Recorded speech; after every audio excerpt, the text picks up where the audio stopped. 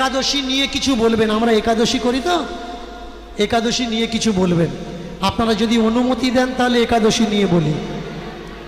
একাদশী আমি অনেক বড় বড় উচ্চ কুটিরের গুরুবর্গদের সঙ্গে আলোচনা করেছি, চর্চা করেছি। তারা আমাকে বলেছে যে ঠাকুর, একাদশী ব্রতটা, ব্রতের জন্য দুটো কাজ হয়। একাদশী করবে কেন, করা উচিত কেন? আপনি যদি কোনো অসুস্থ মানুষকে দেখতে যান, ভালো করে মন দিয়ে শুনবেন। অনেকে করে কি, মিষ্টি নিয়ে যাচ্ছে, ফল নিয়ে যাচ্ছে, আরে ও খেতে পারবে না, তুই নিয়ে যাচ্ছিস। ও তো খেতে পারবে না, গড়িয়ে যাচ্ছে, জিভ বেরিয়ে যাচ্ছে, লালা বেরিয়ে আসছে, তুই ফোন করে জিজ্ঞেস করছিস, আরে তোর বাবা কি খায় বলতো? যখন বেঁচে ছিল একদিনও খোঁজ নেয়নি তোর বাবা কি খায়। এখন খেতে পারবে না, দেখতে যাচ্ছে। মানুষ চমৎকার মানুষ, চমৎকার মানুষ। মানুষ কেমন জানেন?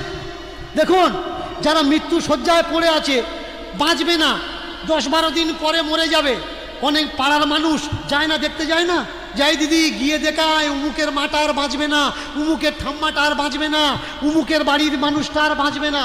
পাড়ার মানুষ দেখতে যায়, যায়। কিন্তু কিছু কিছু মানুষ আছে, তারা গিয়ে বলে, ও দিদিমা, দিদিমা তুমি আমার কথা দাও, তুই মরার পরে আমার ভয় দেখাবে না। ও ভুগছে ওর জ্বালায় যে আমি মরবো না, মরবো না। আর ওর কাছে দাঁড়িয়ে বলছে, ও দিদিমা আমাদের ভয় দেখাবে না তো মরার পরে? ও দেখা করতে এসছে না, কি টাইম শর্টকাট করে দিতে এসছে। ও যদি 10 দিন বাঁচত, আরো 10 দিন আগে ও পটল তুলবে। যদি কোনো মৃত্যুশয্যায় মানুষ শুয়ে থাকে, তার জন্য আপনি কি নিয়ে যাবেন?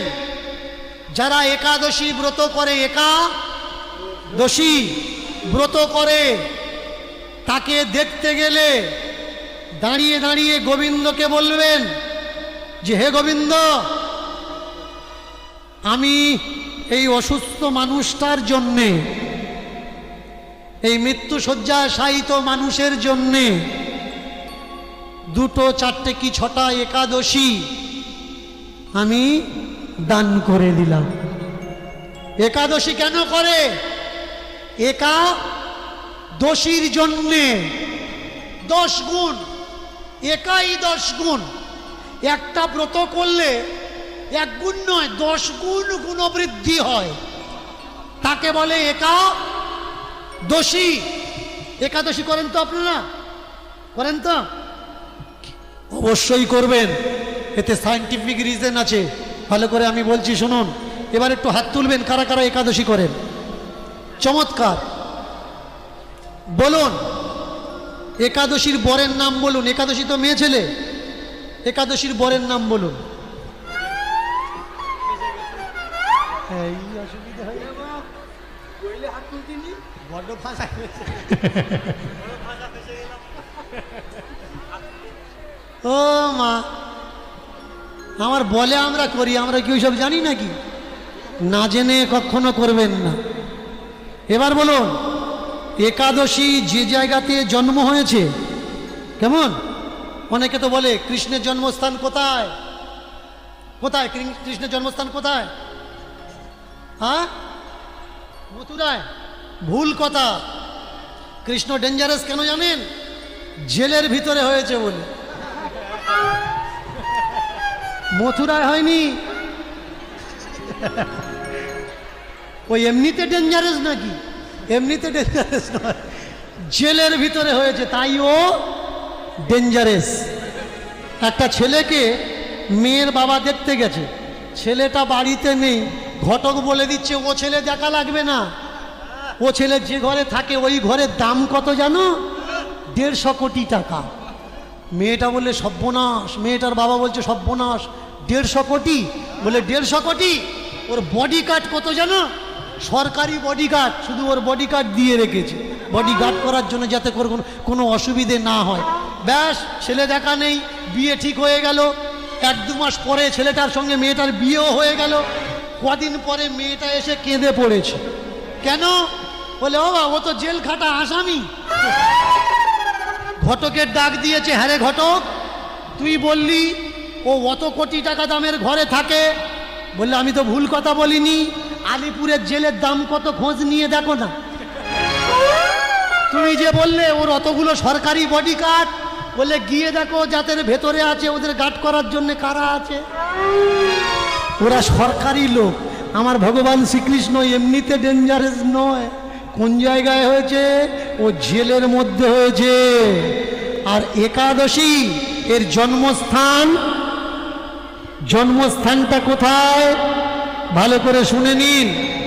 আমরা যাকে হরিদ্বার বদ্রীনারায়ণ বলছি, এই বদ্রীনারায়ণেই হলো একাদশীর জন্মস্থান। যে ব্রত পালন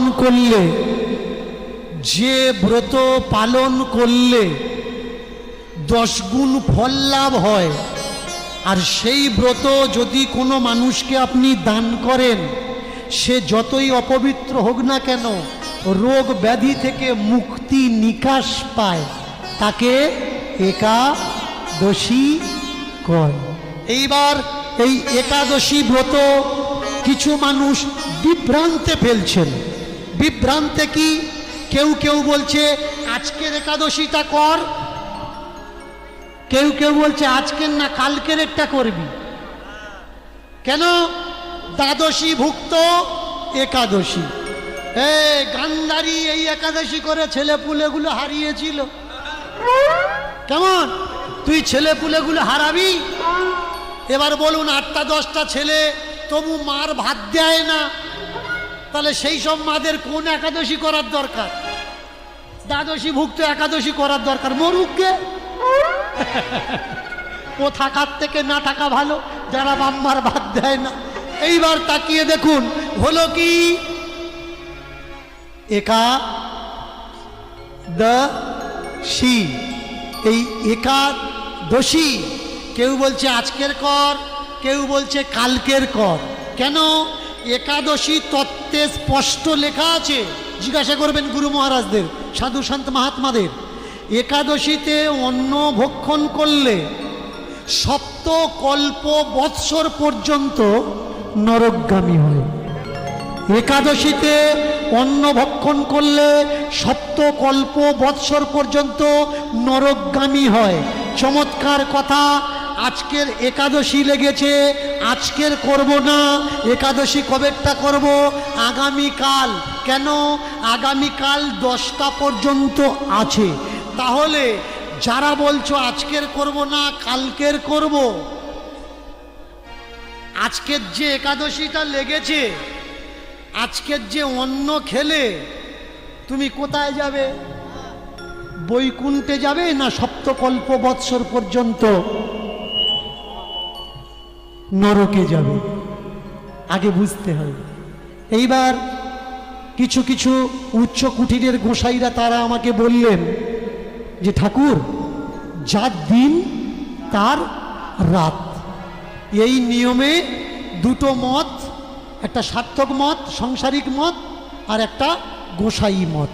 যার দিন তার রাত।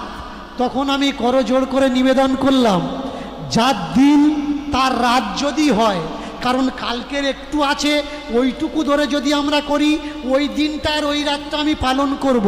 কিন্তু যেদিন প্রথম লাগলো সেই দিন আর সেই রাতটা কোথায় গেল? এদিন দুটো তো গায়েব হয়ে গেল না। এদিনের হিসেব কই, এই রাতের হিসেবটা কই? এই রাতের হিসেব না। আমি বলবো এত মানার দরকার নেই। একাদশী করার দরকার, একাদশী করবেন। একাদশী করলে কি হয়? আপনার ভিতরের যে ইনস্ট্রুমেন্ট, যারা আপনার জন্মের পর থেকে কাজ করছে, তারা রেস্ট পায়। একটা ইঞ্জিন যদি কন্টিনিউ চলে, ও বেশি দিন লাস্টিং করবে না।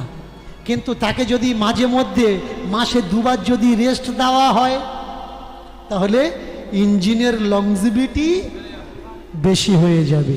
তবে হ্যাঁ, আপনি আপনার মতো করে করুন। কারোরটা শুনতে গিয়ে যেন তার মতো হয়ে যাবেন না। আমার কথা যে শোনা লাগবে এটা জরুরি না। আমি অনেক কথা দাঁড়িয়ে বলছি, জরুরি নাকি আমার কথা শুনে পালন করা লাগবে? আপনি বিচার করুন। বিচার আপনার, বুদ্ধি আপনার, চেতনা আপনার, পারখুন আপনি। দেখে আমার কথা শোনার পরে, সবাইয়ের কথা শোনার পরে যেটা ঠিক বলে মনে হবে সেটা গ্রহণ করবেন, আর বাকিটা যেটা আপনার অমঙ্গল বলে মনে হবে সেগুলো ছেড়ে দেবেন, কোনো অসুবিধে নেই। বললে নিয়ম আছে, বললে নিয়ম আছে। কি নিয়ম? বলে এই ভগবানকে না খেতে দিয়ে খাওয়া যাবে না। যদি না দিয়ে খাও তাকে খাওয়া বলে। নিয়ম আছে বাবা। তুমি ডাইরেক্ট নিয়ে খাচ্ছ, এটাকে খাওয়া বলে। কিন্তু ভগবানকে দেওয়ার আগে আগেরটা ভোগ বলে। যখন ভগবান পর্যন্ত যায়নি এটা ভোগ, আর যখন ভগবানকে দিলেন ওই ভোগটা ভোগ থাকে না, ওই ভোগটা প্রসাদ হয়ে যায়। আর ভগবান যখন পায় তখন ওটা প্রসাদ থাকে না, ওটা মহা প্রসাদ তৈরি হয়ে যায়।